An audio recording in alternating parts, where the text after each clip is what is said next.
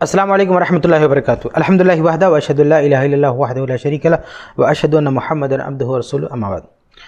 آج آپ کے سامنے یہ بیان کرنا ہے کہ روزہ توڑنے والے کا انجام کیا ہوتا ہے، یعنی جو روزہ نہیں رکھتا ہے بغیر کسی عذر کے، نہ وہ بیمار ہے، نہ وہ بہت زیادہ ضعیف اور بوڑھا ہے، نہ وہ سفر میں ہے، کوئی مسئلہ نہیں ہے، پھر بھی روزہ نہیں رکھتا، تو ایسے ہمارے یہاں بہت سارے بد نصیب لوگ ہوتے ہیں جو بلا وجہ روزہ توڑ دیتے ہیں، نہیں رکھتے ہیں اور اس کو بہت معمولی سمجھتے ہیں، حالانکہ یہ معمولی گناہ نہیں، بہت بڑا گناہ ہے۔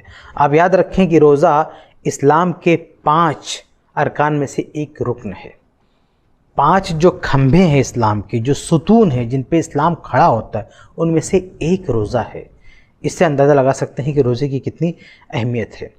یہی وجہ ہے کہ امام ذہبی رحمہ اللہ نے جو کبائر پر کتاب لکھی ہے، کبائر یعنی بڑے بڑے گناہ، اس میں چور اور زانی سے بھی بدتر کہا ہے تارک صوم کو۔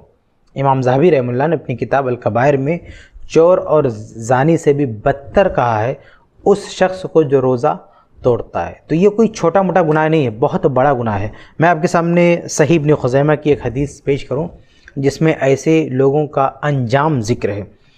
چنانچہ صحیح ابن خزیمہ کی حدیث ہے، حدیث نمبر 1986۔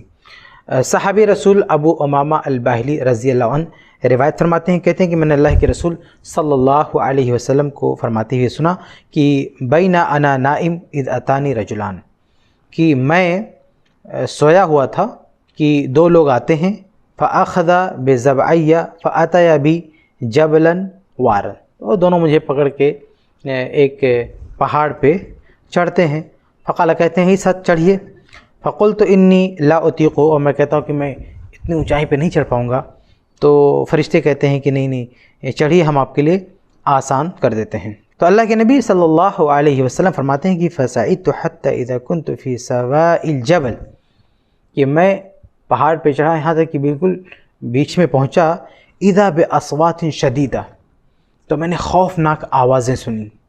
قلت، میں نے کہا ما هذه الاصوات، یہ خوفناک آوازیں کس کی ہیں؟ یعنی چیخنے کی، چلانے کی آوازیں اللہ کے نبی صلی اللہ علیہ وسلم نے سنی، تو پوچھا کہ یہ کن کی آوازیں ہیں؟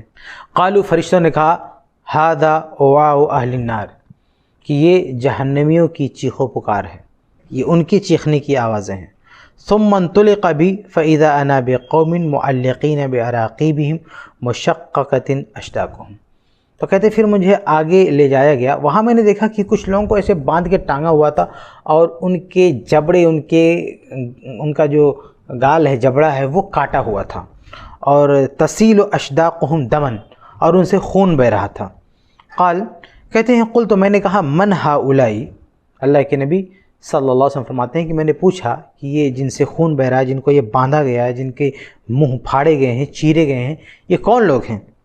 تو فرشتوں نے کہا ہؤلاء الذین یفطرون قبل تحلۃ صومہم، کہ وہ لوگ ہیں جو دن میں کھاتے پیتے تھے، یعنی شام تک رک نہیں سکتے تھے، شام ہونے سے پہلے، روزہ ختم ہونے کا جو وقت ہے اس سے پہلے کھاتے پیتے رہتے تھے۔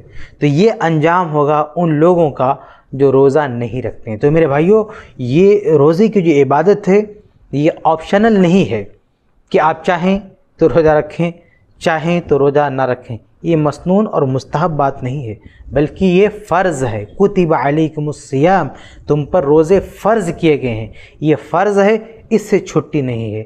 کسی مجبوری میں اگر یہ چھوٹ جاتے ہیں تو بھی بعد میں ان کی بھرپائی کرنی ہوتی ہے، یا کم سے کم فدیہ دینا ہوتا ہے کسی حالت میں، لیکن اس سے مطلقاً چھٹی نہیں ہے۔ اس لیے میرے بھائی اسے ہلکے میں نہیں لینا چاہیے۔ اگر اللہ تعالیٰ نے صحت دی ہے، کوئی عذر نہیں ہے، تو ہر حال میں ہمیں روزہ رکھنا چاہیے۔ اللہ تعالیٰ ہم سب کو اس کی توفیق دے، آمین رب العالمین۔